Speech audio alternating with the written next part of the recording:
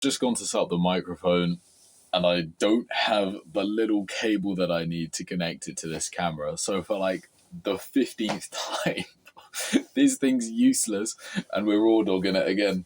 But so be it. I have had some great couple days. Just tons of cool stuff has happened. And all of it, I think, has come about because of a lot of psychological stuff in really, really good ways. And so this is me explaining about it.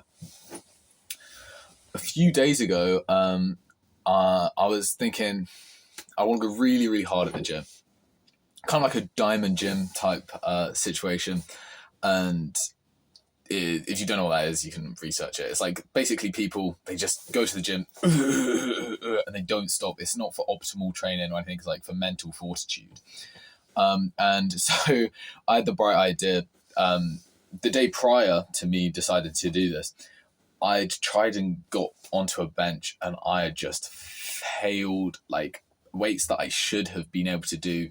And it was annoying me a little bit because I don't know, I felt like I'd kind of peaked and I couldn't really, even if there wasn't any problem with the weight, I just couldn't give my all to the bench. Like I would be stuck at what felt like 60% of capacity.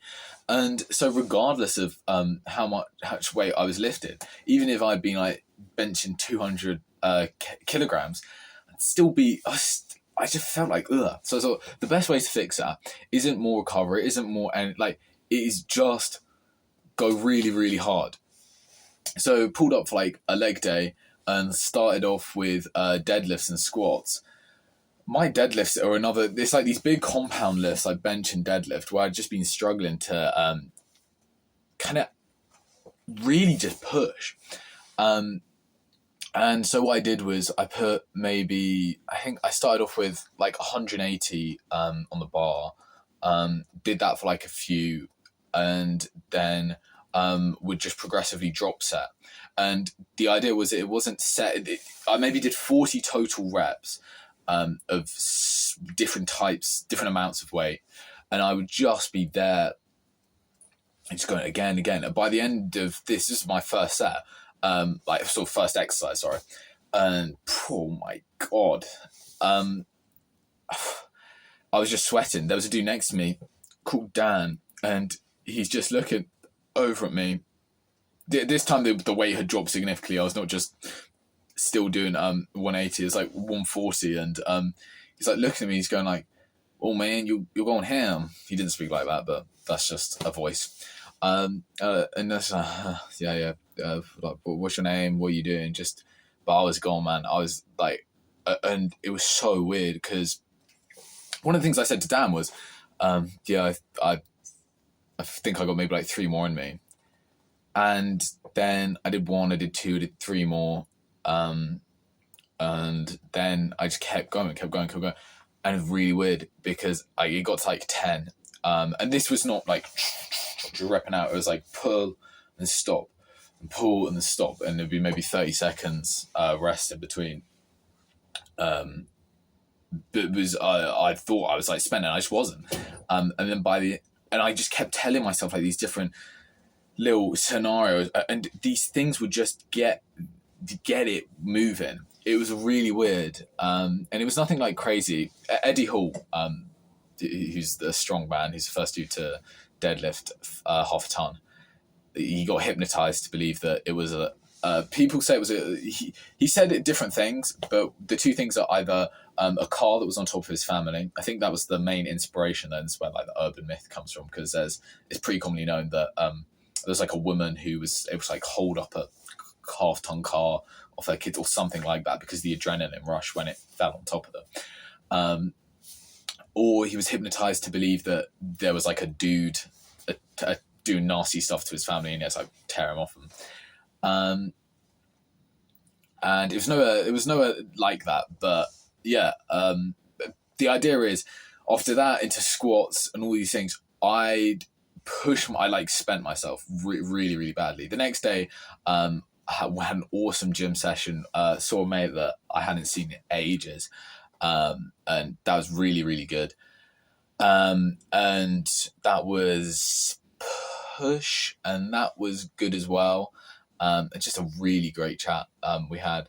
And then today, which is where I currently am, it was again, we decided to meet up with someone we hadn't seen in ages, and we decided to start off with deadlifts, because one of the things we all really enjoy doing is deadlifts. Bench is kind of annoying, I think, but deadlifts is like the one thing that all me and my mates can kind of compete in.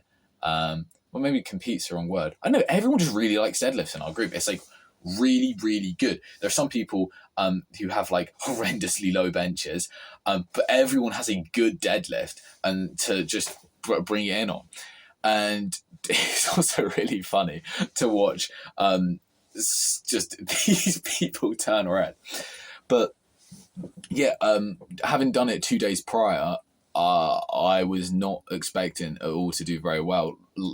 Like, I don't think it was 180 I put on the bar. I think it was 160 I put on the bar for 3 earlier, because that would make sense. Because I put, previously my deadlift PR was 180. Little spoiler alert for what's about to be revealed. But I put, yeah, I think it was 160 then, because I put 180 on a few days ago, or the day before, or it was the day I did very badly on bench, I think, and it just had not moved. It might have been 200 I put on or something, and it's just like, fuck's sake, man. Just like, because I'd had this before, like I'd had this moving before, and it just wasn't working this time, and I just did not know what was up, and so. My 2 mates, they like both went for theirs, their PRs and stuff. They both failed it, and it was like there was first time it didn't move for one of them, and then second time it did. Like it was close, but it was kind of annoying. We were both all just like, yeah, like we've kind of shot too much. We've gone too ego-y. I knew, and this is kind of the same point I am with my bench. I know that I should be able to maybe bench 120 kilograms. I knew that I had, like, if you just followed my trajectory, I still haven't, and it's been like nearly 3 weeks of the new year, and that's very interesting. I don't know what's up there, but we'll remedy it. One of my plans for recovery this afternoon in my like paralyzed state, if you want to imagine the state of it, I basically feel like one of those dudes who just in like comedies, they're just wrapped in bandages. Like, I feel so weird. But mince pies, I've got a theory. If you have 2 mince pies, the first one I can usually like kind of just wolf down. I don't really appreciate. Then it forces me to appreciate the flavour of the second one. Not only do I then get double the mincy, or the pie, or both, but I, instead of enjoying the second one less, which is like the diminishing law of like marginal return or whatever, like I actually enjoy it more. It's counterintuitive. This is going to be a long video, I just realised, because I've got so much to yap about. I don't know. Maybe I'll split into 2 parts.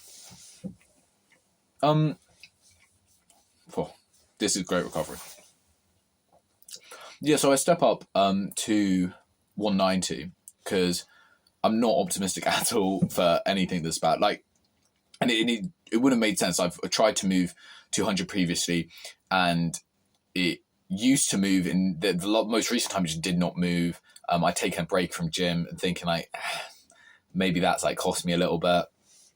And I stepped up to 190, and it didn't move. I was like, just fuck. Like, it was just like, the same sort of I can't. It's just, I'm not able to engage fully with this.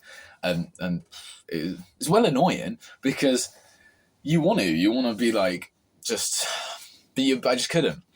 And so then what I did was I took off lifting straps. So if you see those people who have like a loop of material, it goes like here and it goes here, and then they wrap it over the bar. That's supposed to help with grip. And I've also been thinking recently, when I have those on, I always grip less. I don't know why. But I knew that my strongest grip, and I'd done it a few days ago. This is when I did the deadlifts. When I did the tons of deadlifts, I didn't have any accessories. I didn't have my gloves, and it's actually like shredded my fingers. It's like really annoying. It's so bad.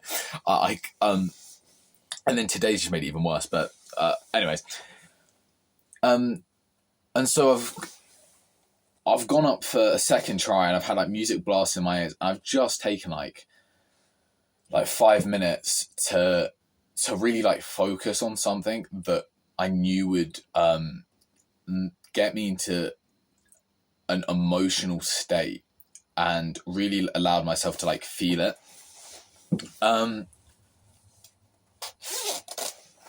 And like, I can't really describe it.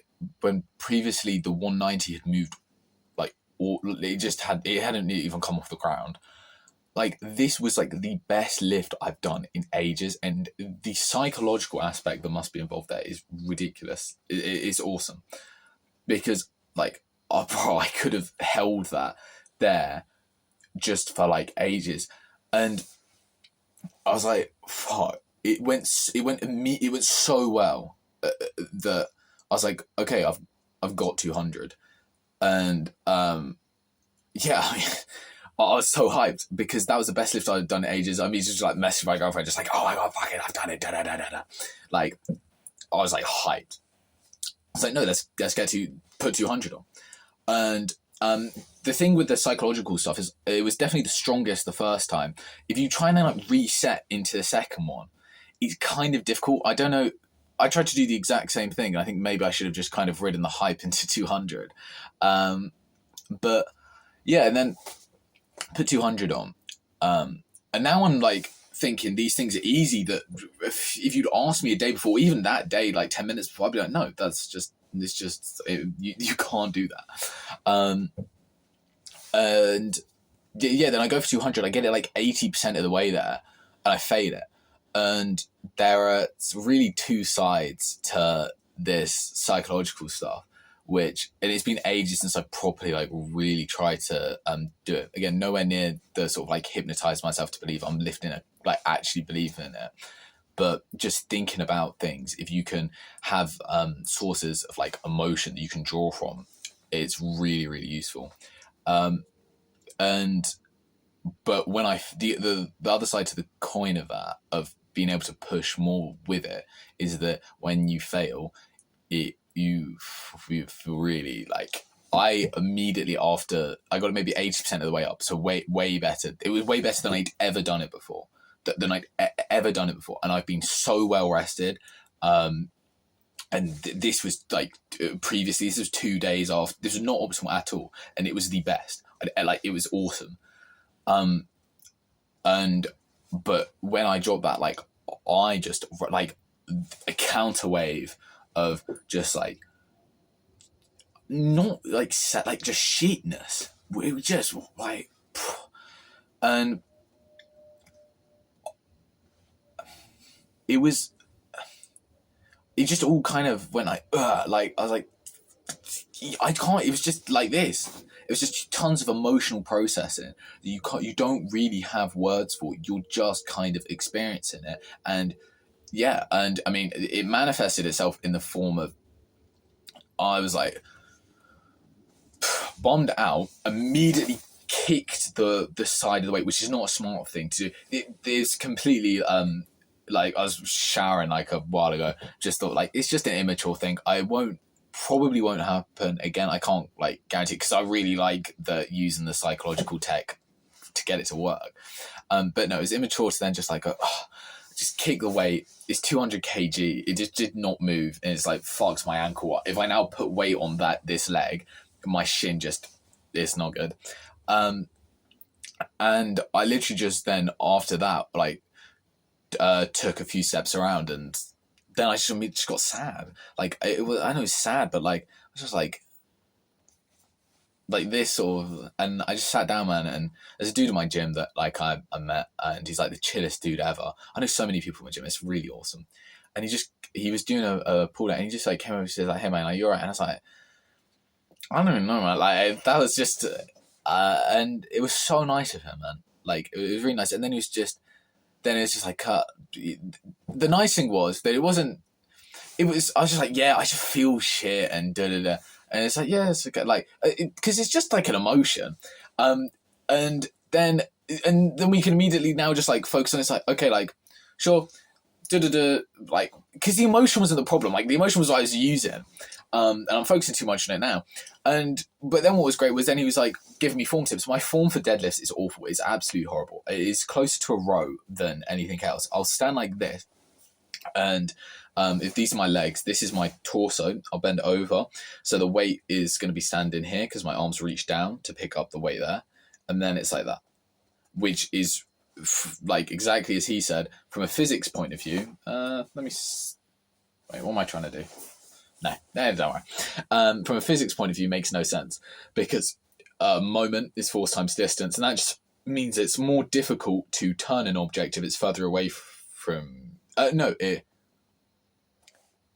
Whatever. It's more difficult if the weight's further away from the center of my mass. So because the optimal thing is to like kind of curl in, bring your legs, and then drag it up. And I kind of refuse to do that. I think it's because I got a problem with my Achilles, or had, and now I'm fixing it. It's slowly getting better. And yeah, and then I went for it again. I still failed the 200, but I got like maybe 90% of the way this time instead of 80. It was really good. It was really, really good. And I'll get the next time I go. But yeah, it's just more and more I'm seeing these like psychological things come up in my life. And well, it's not really more and more. It's just like a good parallel is like if you are religious and you can remember, maybe maths could be also a good example of this. Like if you're religious and used to not be, or if say you really like maths and used to not be. These are both. There are going to be so many other things. I just like both of these things, and so that's how I know how to explain them through. And once you learn like a bit of maths, or once you sort of learn more about God, you start to see it kind of pop up more and more in everyday life. And I went on a bit of a deep dive into psychology. ChatGPT was so good for this because there were a few things that I was experiencing, and I was just like, I wonder why these things come up. I will go more in detail on this, but maybe not in this video because it's just going to be too long. And but it was things to do with, just it was like a year ago, and it was just I'd just come out of like a breakup or something, or I just or I was like angry at my parents, or I was like thinking bad things about myself, and just all these different things.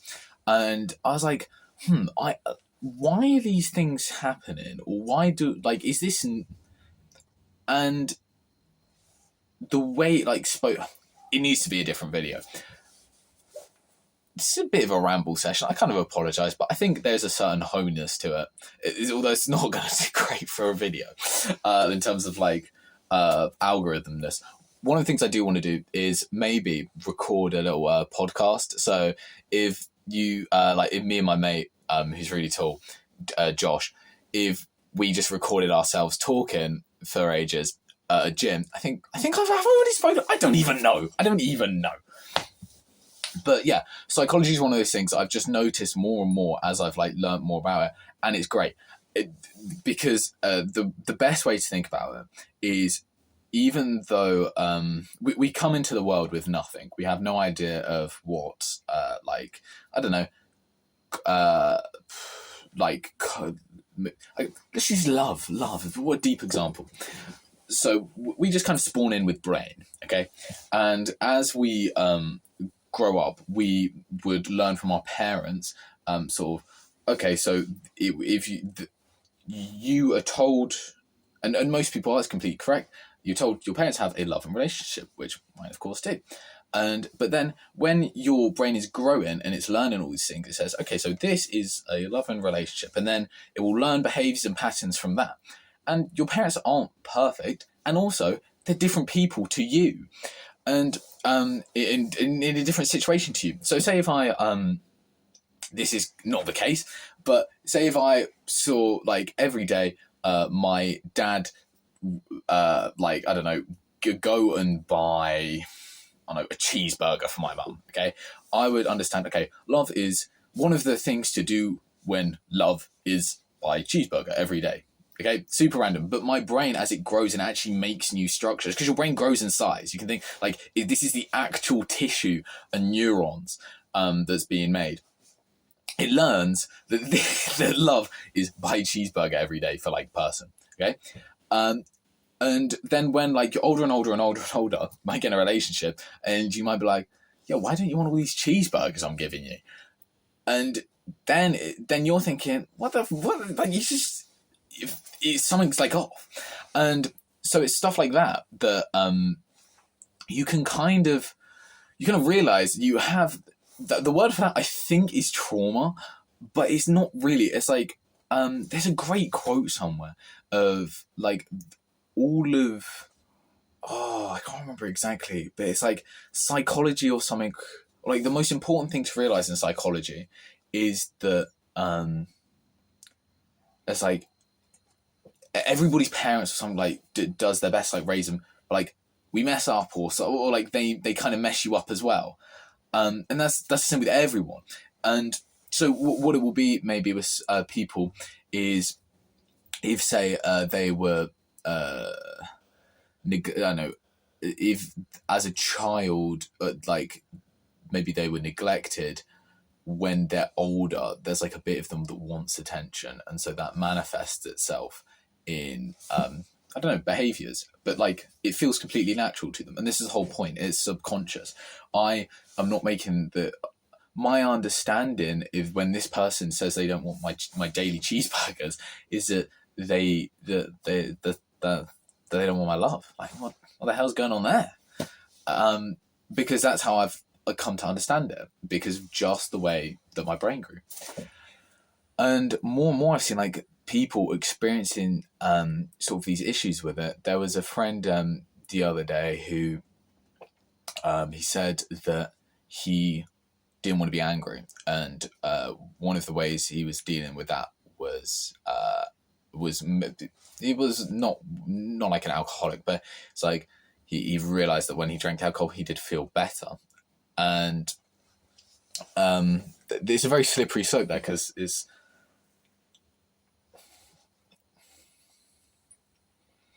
one of the bad things about substance abuse, and this is said as someone with very little experience to do with it, is that not only is it just bad for you, like stuff will kill your neurons and it makes you, I know, all these things, it costs money as well, but your brain will begin to think that when you feel sad, it can't deal with it itself. It needs a substance to fix it. And so you kind of give away your sovereignty and your power of yourself. And that just has tons of knock-on effects. The gym does pretty much the exact opposite to that, which is why it's like so good, because it just reinforces a positive cycle instead of a negative one. But he was saying that he was in a situation where he knew he couldn't be angry, or he knew he couldn't be sad, and so he just couldn't be. And the way to get rid of that was alcohol. And I think a year ago I would have been stuck with him, because not stuck in the situation of alcoholism. I don't drink right now. I would have like been stuck, because I'd be like, yeah, that seems like the way to deal with it. But what I've come to realize is that he wasn't, and this is what I said to him: you're not wrong for feeling sad. You're not wrong for feeling angry. People have done bad stuff and continue to do bad stuff to you, to people. Like, you have a good reason to be angry. There's a reason you're sad. It's okay to be sad. If you numb yourself to the bad things, Chris Bumstead said this, you also numb yourself to the good stuff. And I've noticed that so much with not enjoying school and just kind of ignoring it, and then life just becoming a big grey. And he kind of like looked at me, and I'm a pretty jokey guy when I interact with people. Previously that day in the gym, I picked him up and tried to carry him into the lift, and I tried to pick another person up and then ended up breaking my glasses. All as a joke, I said, like, James, I didn't realise you could be so serious. I was like, and then he started laughing because my glasses were hanging off my face because the arm had broke. And yeah, it's complete. How you feel, you can't really control it. You can choose to shut it out, and that's not like a bad. Well, it is a very bad idea, but it's not like a bad short-term solution. But it's much better if you can just, I don't know, learn to feel that and put it into something positive. Like all of the it's getting very deep, and it's getting a long video. Finish off, so like one of the things, being in a long distance relationship, I have a very good source of emotion if I like just miss my girlfriend, and so you can choose to like, I don't know, be sad about that, or you can, I don't know, you can do stuff with the emotion. This whole point, he was angry, he could have like broken something, or he can go gym and go really hard. That's a better example. And yeah, whatever you're feeling, it's okay. There's a reason you're feeling it. There's a reason, and you can look into maybe your reasons are wrong. Maybe you feel something and it's causing you friction because somebody is rejecting your daily cheeseburgers, and you're like, I feel really shit. This is like, and then you realize, oh, daily cheeseburgers aren't like part of loving relationship necessarily, unless maybe you have a perfect loving relationship, because a daily cheeseburger would not go amiss with me. But yeah, I'm gonna just wrap it up. I really got. Oh no, there was an impression someone wanted me to do. Oh yeah. So there's a dude in Peaky Blinders called Inspector Campbell, and Sam Neill. Thomas Shelby. Funny to see you here. I don't even know. Have a good one, guys. I am finished. I'm so done.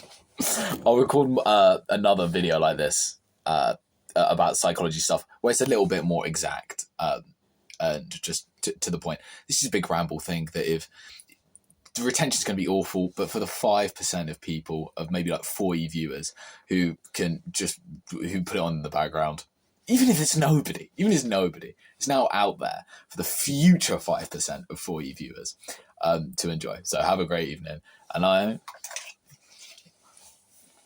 just finished my mince pie.